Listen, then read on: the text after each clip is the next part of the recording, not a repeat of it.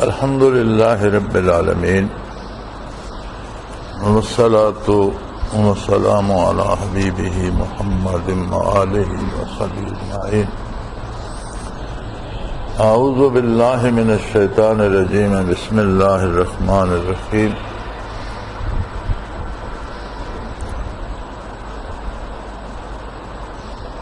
بڑی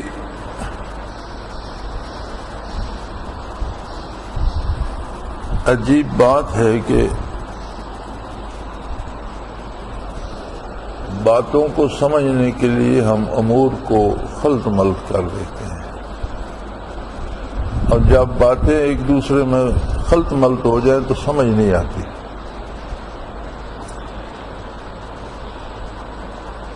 یہ سوال یہ ہے کہ ایک شخص 3 سال سے انٹرنیٹ پہ ذکر کر رہا ہے یا ہفتے بھر سے دارالعرفان میں بھی ہے، تو اس کے لطائف منور کیوں نہیں ہوئے؟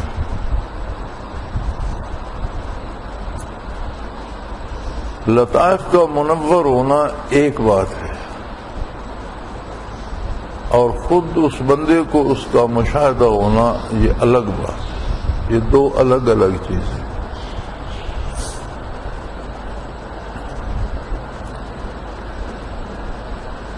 مشاہدات جو ہیں یہ از قسم ثمرات ہوتے ہیں، پھل ہوتا ہے، اور مشاہدات نہ شیخ کے اختیار میں ہوتے ہیں نہ بندے کے اپنے اختیار میں ہوتے ہیں. یہ اللہ کریم کے اختیار میں ہوتے ہیں کہ کس کو کس وقت کتنی قوت مشاہدہ عطا کرتا ہے. یہ اس کی اپنی قدرت کاملہ کے بس میں ہے. اور پھر اس میں بھی بڑی عجیب اسرار ہوتے ہیں. انبیاء علیہ السلام ساری مخلوق میں سے اعلیٰ ترین ہستیاں، پاکیزہ ترین ہستیاں اور معصوم عن الخطا ہوتے ہیں، لیکن یہ ضروری نہیں ہے کہ ہر بات کا ہر وقت انہیں بھی مشاہدہ کرا دیا جائے. سیدنا ابراہیم علیہ السلام کے واقعہ میں قرآن کریم فرماتا ہے وَكَذَلِكَ نُرِي إِبْرَاهِيمَ مَلَكُوتَ السَّمَاوَاتِ وَالْأَرْضِ. ہم نے ابراہیم علیہ السلام کو آسمانوں اور زمینوں کی بادشاہت کھول کر دکھلا دی. مفسرین کرام فرماتے ہیں کہ زمینی اسرار جو کھول کر آپ کے سامنے رکھے گئے وہ اس حد تک تھے کہ کون کون سی جڑی بوٹیاں ہیں، ان کے کیا تاثیر ہے، ان کی کیا اثرات ہیں، کون کون سی دھاتیں کس طرح کے مادے زمین میں ہیں، کس طرح کے جانور، ان کی کیا خصوصیات ہیں. یعنی بڑی چھوٹی چھوٹی تفصیل تک ان کے سامنے رکھ دی گئی. اسی طرح آسمانوں کی بادشاہت میں جو کچھ ہے، جو کوئی نظام ہے، جس طرح فرشتے ہیں، جس طرح ان کی رہائش ہے، جو کام جس کے ذمہ ہے، تو پوری کی پوری تفصیلات آنے واحد میں کھول کر ابراہیم علیہ السلام کے سامنے رکھ دی.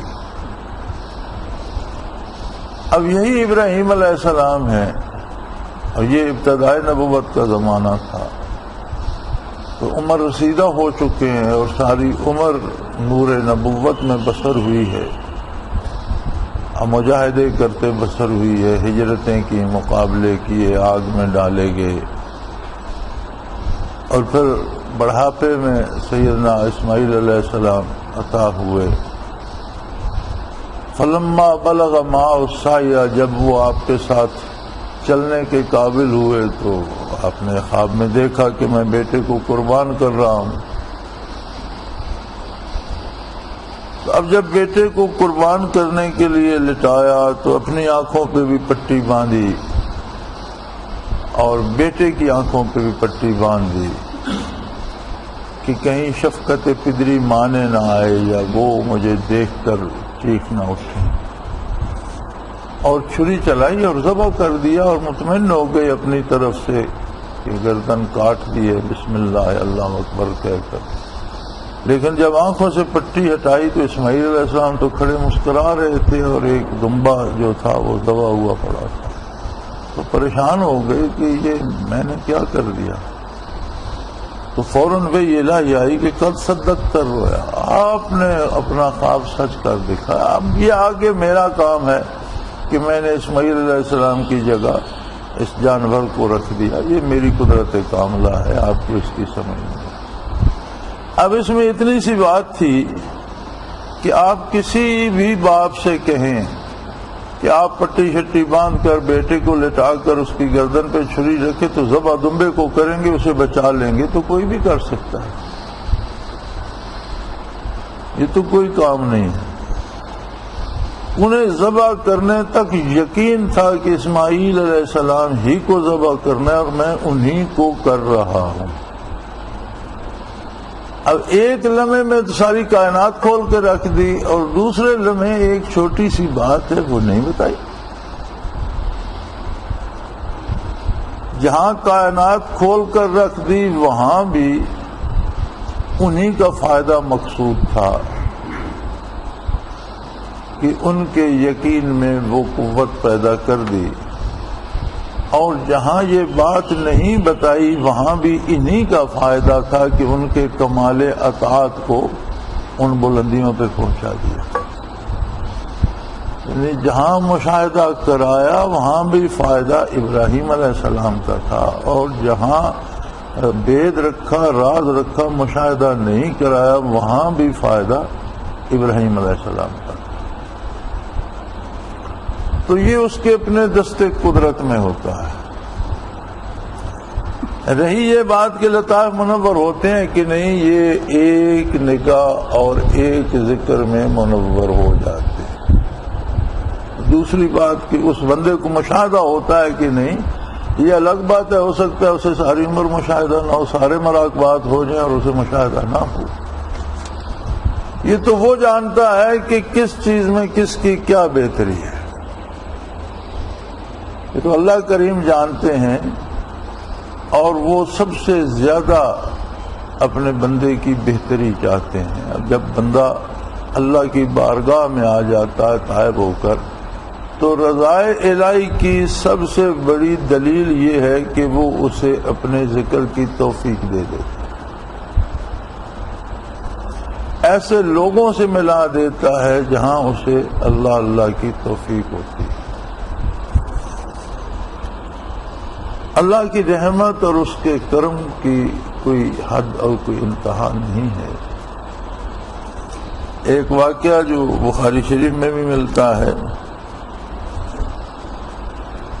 کہ بنی اسرائیل میں کوئی شخص تھا اور وہ پیشہ ور قاتل یا ڈاکو یا اس طرح کا تھا، تو زندگی میں اس نے بہت سے لوگوں کو قتل کیا، حتیٰ کہ ان کی تعداد 99 تک پہنچ گئی۔ تو عمر بھی ڈھل گئی، بڑھاپا قریب آ گیا، تو اسے خیال آیا کہ میں نے بڑا ظلم کیا ہے اور بہت زیادتی کی ہے، تو مجھے توبہ کرنی چاہیے اور اللہ کریم سے مغفرت طلب کرنی چاہیے۔ تو وہ کسی عالم کی خدمت میں حاضر ہوا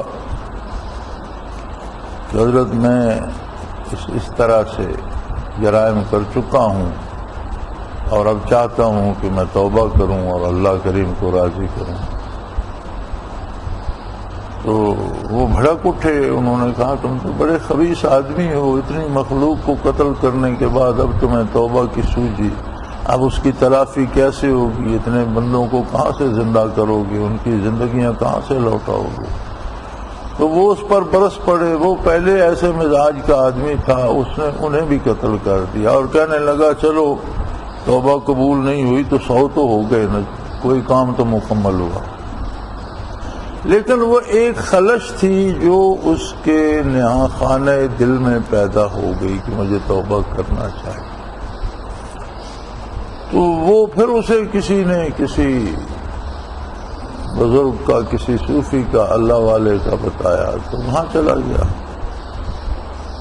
انہوں نے فرمایا میاں بندے کے گناہ اللہ کی رحمت کو عاجز نہیں کر سکتے، اس کی رحمت ہر شے سے وسیع تر ہے، اور کتنا بھی کوئی گناہ کر چکا ہے اس کا علاج توبہ ہی ہے، تم نے صحیح سوچا ہے، اور یہاں رہو، توبہ کرو، اللہ کو یاد کرو، دین سیکھو، دین پر عمل کرو، اور کچھ عرصہ صحبت میں رہو، برکات صحبت حاصل کرو اور اللہ اللہ کرو۔ وہ ان کے پاس ٹھہر گیا۔ ایک وقت آیا جب انہوں نے فرمایا کہ اب تمہاری تربیت ہو چکی، اب تم خود جا کر اپنی جگہ پہ رہ کے ذکر اذکار کرو۔ تو انہوں نے سے فرمایا کہ ایک بات ہے، جب یہاں سے جا رہے ہو تو جہاں تم پہلے رہتے تھے وہاں نہ جاؤ۔ ایسے لگتا ہے کہ وہاں کا ماحول ایسا ہے، لوگ ایسے ہیں، لوگوں کا سلوک ایسا ہے کہ اس سے برانگیختہ ہو کر یا اس کے رد عمل میں تم قاتل بن گئے۔ تو پھر جاؤ گے تو اگر لوگ اسی طرح کے برے ہیں وہ تمہیں پھر پریشان کریں گے، اور ہو سکتا ہے تمہیں اپنی توبہ پہ قائم نہ رہنے دیں۔ لہذا تم برے لوگوں میں جانے کی بجائے میں تمہیں بتا دیتا ہوں، فلاں بستی میں چلے جاؤ، وہ لوگ نیک ہیں، اللہ اللہ کرنے والے ہیں، اللہ کو یاد کرتے ہیں، تو وہاں تمہیں نیکی کا ماحول ملے گا، اور نیک لوگوں کے ساتھ رہو گے تو تمہیں اللہ اللہ کی توفیق ارزاں رہے گی۔ چنانچہ وہ رخصت ہو کر چل پڑا۔ کچھ فاصلہ طے کیا تھا کہ موت آ گئی، زندگی پوری ہو گئی۔ تو فرماتے ہیں کہ وہاں مرنے والا اگر تو جہنمی ہے، کافر ہے یا بدکار ہے، تو پھر جہنم کے فرشتے آتے ہیں، ان کے پاس جہنم کی زنجیریں، جہنم کا لباس، جہنم کی تکلیف دہ چیزیں، کری المنظر، ڈراونے بدبوئیں، تو وہ بھی آگے اور وہ فرشتے بھی آگے جو اہل جنت کی روح قبض کرتے ہیں اور بڑے احترام سے جنت کے لباس میں خوشبوؤں میں بتا کر لے جاتے ہیں۔ تو فرشتے دوستیوں کی روح قبض کرنے والے تھے، انہوں نے کہا بھئی آپ کہاں تشریف لائے، یہ تو ہمارا پکی سواری ہے، ہماری ساری عمر اس نے ادھر گزاری۔ انہوں نے کہا جی یہ تو توبہ کر چکا، یہ تو ہم اسے لے کے جائیں گے۔ چنانچہ انہوں نے بارگاہ الوہیت میں دعا کی کہ بار الہ تو فیصلہ فرما کہ اسے کون لے کر جائے۔ اللہ کریم نے فرمایا بھئی اس نے برے لوگوں کو چھوڑ کر نیکوں کی طرف سفر تو شروع کر دیا تھا، تو ایسا کرو کہ زمین کو ماپ لو، اگر تو نیکوں کے قریب پہنچ گیا اور بروں سے دور ہو گیا تو پھر اسے نیکوں میں شامل کر لو، لیکن اگر نیکوں سے دور ہے اور برے لوگوں کے قریب ہے تو پھر اسے بروں میں جانے دو۔ تو فرشتے جب زمین کی پیمائش کرنے لگے تو حدیث شریف میں موجود ہے کہ اللہ نے زمین کو حکم دیا کہ نیکوں کی طرف سے سمٹ جا اور ادھر سے بڑھ جا۔ انہیں تو اسباب پہ لگا دیا لیکن اسباب خود پیدا کر دیے، حالانکہ وہ ابھی تھوڑا ہی چلا تھا، نیکوں کی بستی دور تھی، لیکن اللہ کریم نے زمین کو حکم دیا کہ چل تو پڑا تھا میری طرف، لہذا نیکوں کی طرف سے سمٹ جا اور بدکاروں کی طرف سے بڑھ جا۔ تو جو بندے کو ایک توفیق ارزاں ہوتی ہے اللہ کو یاد کرنے کی، پھر اللہ توفیق دے دیتا ہے اللہ اللہ کرنے والے لوگوں کے ساتھ ملنے کی اور اپنی یاد اور اپنا ذکر کرنے کی، تو یہ اس بات کی دلیل ہے کہ اس کے لطائف روشن ہیں۔ اگر لطائف میں نورانیت نہ ہوتی تو پھر یہ قائم رکھنا آسان نہیں ہوتا، یہ ختم ہو چکا ہوتا، 2 دن کرتا، 4 دن کرتا، بھاگ جاتا۔ تو یہ کہنا کہ لطائف روشن نہیں ہو یہ غلط ہے، لطائف ایک نگاہ میں روشن ہو جاتے ہیں۔ اب یہ الگ بات کہ کتنے روشن ہوتے ہیں، مولانا تھانوی رحمۃ اللہ علیہ سے یہی سوال کسی نے کیا تھا تو آپ نے اسے فرمایا کہ یہ جو پانی کی ٹینکی یا ٹوٹی لگی ہوئی ہے اس میں تو اس کے نیچے دیکھو فرش ہے بڑا پکا، لیکن اس میں گڑھا پڑ چکا ہے، یہ گڑھا کس طرح پڑ گیا؟ اس نے کہا حضرت یہ جو ٹینکی ٹوٹی سے ایک ایک قطرہ ٹپکتا رہتا ہے اس سے یہ فرش میں گڑھا پڑ گیا۔ تو آپ نے فرمایا کہ یہ بعد والے اب جو قطرے گر رہے ہیں ان سے گڑھا بنا ہے یا ہر قطرے میں یہ اثر ہے؟ حضرت ہر قطرے میں اثر ہے، معلوم نہیں ہوتا تھوڑا۔ انہوں نے فرمایا اس کا مطلب ہے کہ جو پہلا قطرہ ٹوٹی سے گرا تھا گڑھے کی بنیاد تو اس نے رکھی، لیکن شاید لاکھوں کروڑوں قطرے گرنے کے بعد اب یہ نظر آنے لگا ہے کام ہر چونکہ سارے قطرے ہیں، کام ہر قطرے کا برابر ہے، تو مسلسل قطرے گرنے کے بعد اب یہ نظر آنے لگ گیا ہے۔ لیکن یہ نہیں کہا جا سکتا کہ پہلے قطرے نے کام نہیں کیا، ہر قطرے کا کام برابر ہے۔ تو توفیق ذکر کا ہو جانا خود اس بات کی دلیل ہے کہ اللہ کریم کی رضا سے ہو رہا ہے، اور لطائف منور ہیں تو یہ گاڑی چل رہی ہے، اور یہ اللہ نے جو توفیق ذکر دے رکھی ہے یہی اس بات کی دلیل ہے کہ یہ اللہ کا کرم ہے اور لطائف منور ہے۔ اب خود اسے نظر آئے یا ان میں روشنی نظر آئے یہ نہیں، یہ بات اللہ کی ہے، وہ کب کسی کو کتنا مشاہدہ کراتا ہے، کسی کو بالکل نہیں کراتا، اس کے بارے کچھ نہیں کہا جا سکتا۔ اور عموماً صوفیاء میں انبیاء کی بات تو الگ ہے، وہ ہستیاں اور ہوتی ہیں، ان کی تربیت کا انداز اپنا ہوتا ہے۔ صوفیاء میں جو اہل اللہ نے ارشاد فرمائی ہیں باتیں، ان میں یہ ملتا ہے کہ عموماً جو لوگ مزاجن کمزور ہوتے ہیں اور جن کے ڈگمگانے کا خطرہ ہوتا ہے انہیں مشاہدات جلدی کرا دیے جائیں، اللہ کریم ان کے قائم رہنے کا ایک سبب بنا دیتا ہے کہ چلو اس واسطے سے یہ قائم رہیں۔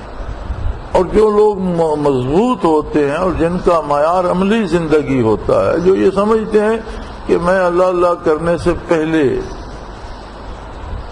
ایسے نیک عمل نہیں کرتا تھا جن کی اب توفیق ہو گئی ہے، یا اگر کرتا تھا تو ان میں یہ خلوص نہیں ہوتا تھا جو اب نصیب ہے، اور وہ جمے رہتے ہیں، تو عموماً انہیں مشاہدات کم ہوتے ہیں، کیونکہ مشاہدے کا ہونا بھی ایک طرح کا ایک اجر اور ثواب اور بدلہ ہے، اور جنہیں مشاہدات ہوتے ہیں وہ اپنی بہت سی محنت کا بدلہ اس دنیا میں وصول کر لیتے ہیں۔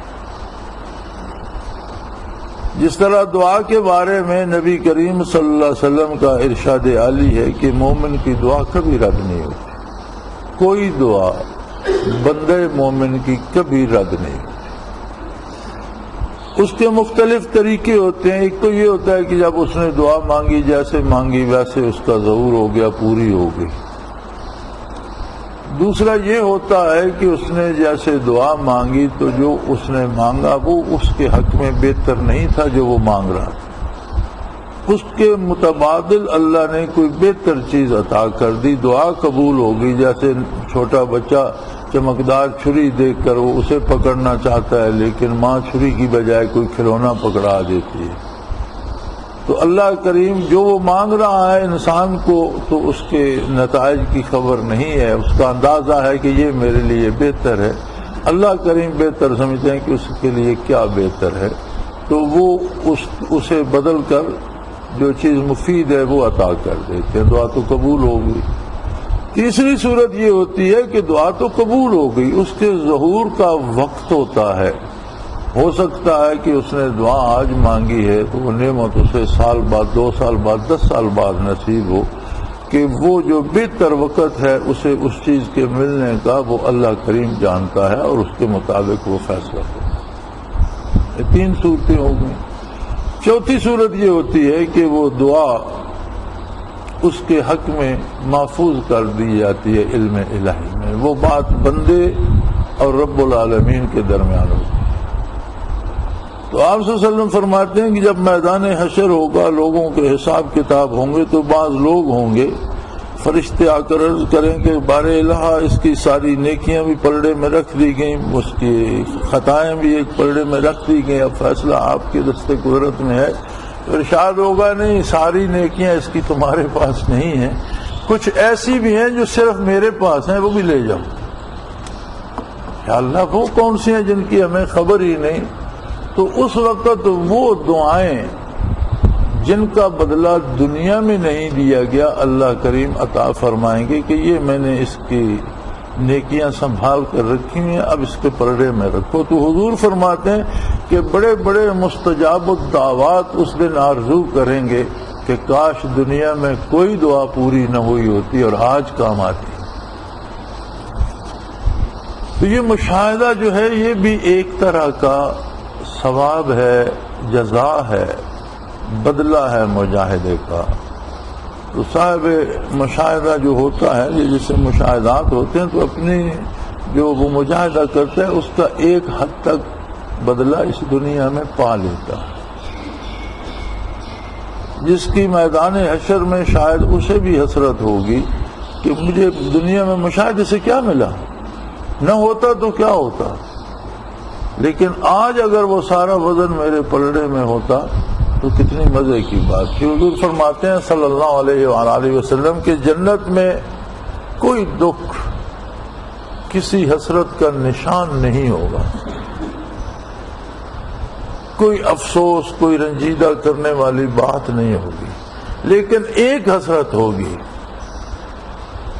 کہ جہاں بھی کوئی ہوگا اسے یہ حسرت ہوگی کہ کاش میں اس سے اوپر گیا ہوتا، دنیا میں کچھ اور کیا ہوتا، کچھ مجاہدہ اور کیا ہوتا، کوئی نیکی اور کی ہوتی، کچھ ذکر اور کیا ہوتا، کچھ تلاوت اور کی ہوتی، کچھ سجدے اور کیے ہوتے، کچھ اور نوافل پڑے ہوتے، کچھ اور محنت کی ہوتی، اللہ کی راہ میں کچھ اور خرچ کیا ہوتا، کاش میں شہداء میں مل جاتا، مجھے وہاں موقع ملتا، میں شہید ہو جاتا، کاش میں اللہ کی راہ میں بہت سی دولت لٹا کے آتا۔ یعنی وہاں یہ ہوگی، ایک حسرت ہوگی جنت میں بھی کہ جہاں میں ہوں دنیا میں کچھ اور کیا ہوتا تو اس سے اوپر ہوتا۔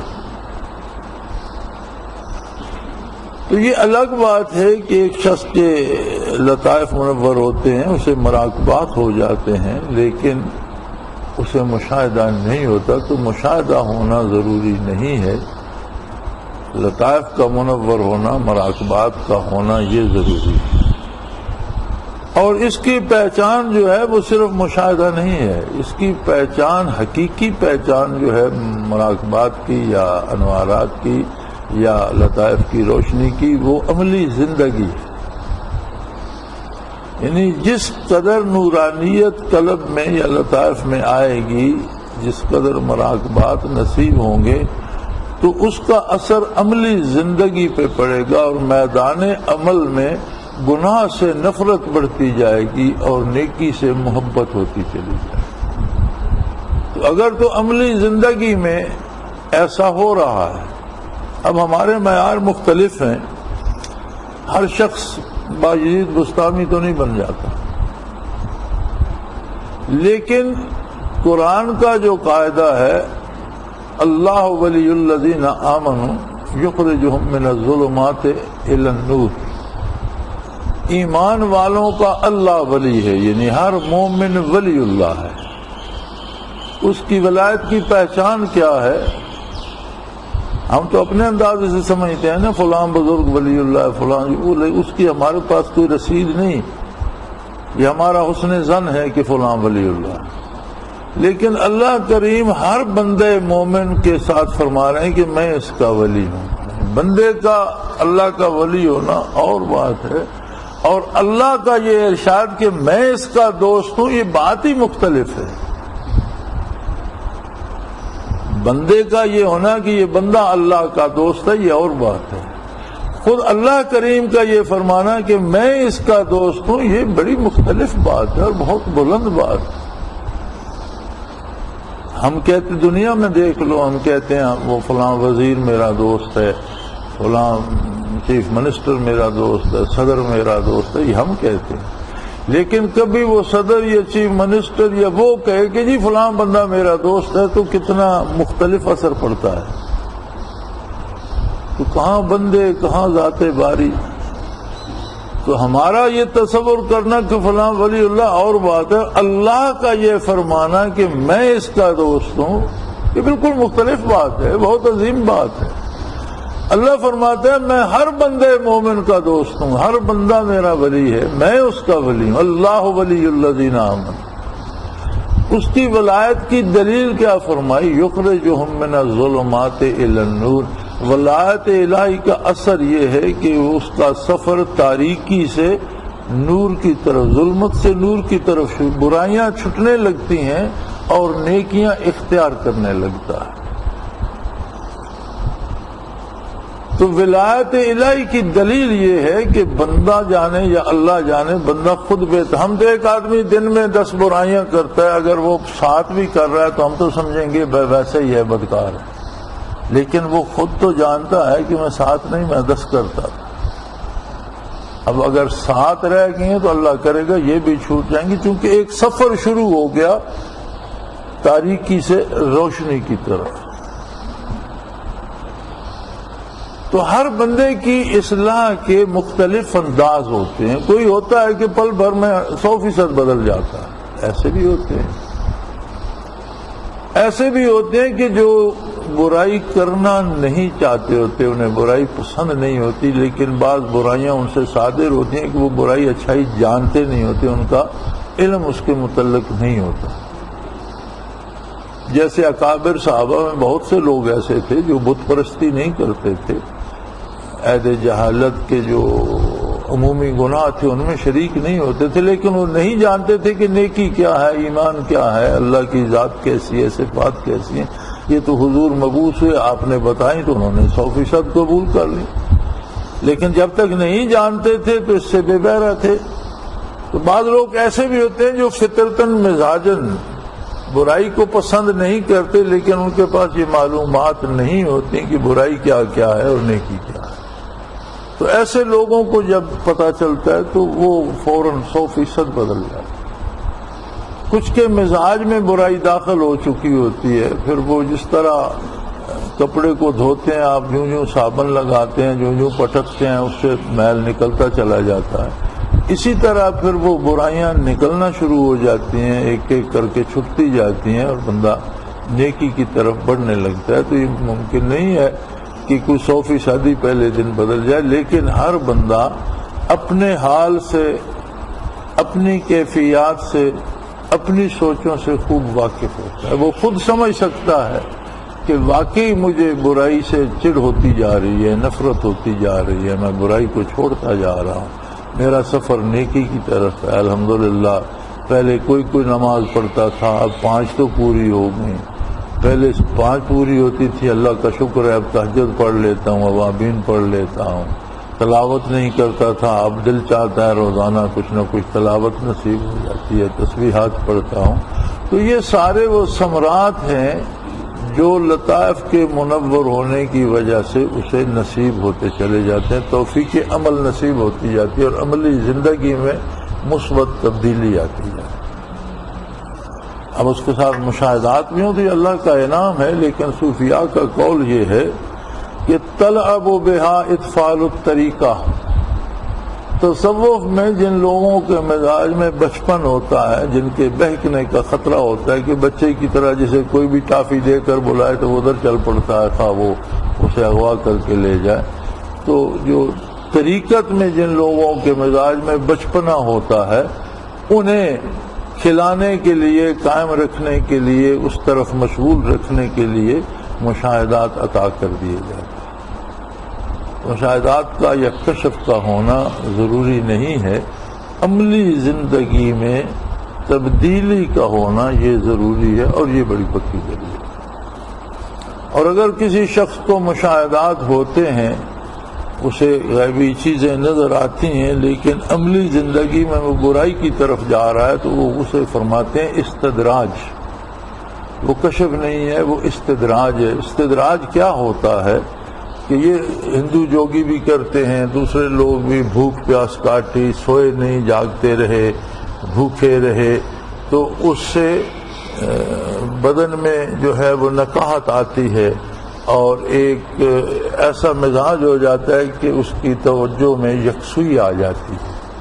تو وہ یکسوئی جو آتی ہے وہ مختلف تصویریں اس کے سامنے لے آتی ہے، تو اس میں وہ تصویریں جو شیطان بناتا ہے، جسے وہ اپنا کشف یا مشاہدہ سمجھ رہا ہوتا ہے، لیکن جو کچھ وہ دیکھ رہا ہوتا ہے وہ تصویریں شیطان اس کے سامنے بنا رہا ہوتا ہے، اسے استدراج کہا جاتا ہے۔ اہل اللہ کو جو مشاہدہ ہوتا ہے یہ کشف ہوتا ہے، اور یہ اللہ تعالیٰ کا انعام ہے۔ وہ خود جانتا ہے، بہتر جانتا ہے کہ کس کو کس چیز کی ضرورت ہے۔ وہ رب ہے، ہر ضرورت مند کی ضرورت سے واقف ہے، اور جو چیز جب ضروری ہوتی ہے تب وہ ضرور عطا فرماتا ہے، اور اس کی ضرورت نہیں ہوتی وہ عطا نہیں فرماتا، اس کے لیے محفوظ رکھتا ہے۔ تو یہ نہ سوچا جائے کہ بندے کو خود وہ انوارات ان کے نظر نہیں آ رہے، یا دھڑکن تو آپ یہاں 100 گز کی دوڑ لگا لیں تو دل کی دھک دھک کانوں کو بھی سنائی دینے لگے گی۔ صرف دھڑکن تو مقصد نہیں ہے، پہاڑی پہ چڑھنا شروع کر دیں تو دل کی دھک دھک سنائی دینے لگ جائے گی۔ لطائف کا جاری ہونا کا مطلب یہ ہے کہ ان میں انوارات الہی آئیں، روشنی آئے، ان سے تاریکی نکلے، اور وہ روشنی عملی زندگی میں توفیق عمل عطا کرے اور نیکی کی توفیق ارزاں ہو جائے، اور بندہ اللہ کی نافرمانی سے بچ سکے۔ وآخر دعوانا ان الحمدللہ رب العالمین۔ الحمدللہ رب العالمین والصلاة والسلام علی حبیبہ محمد۔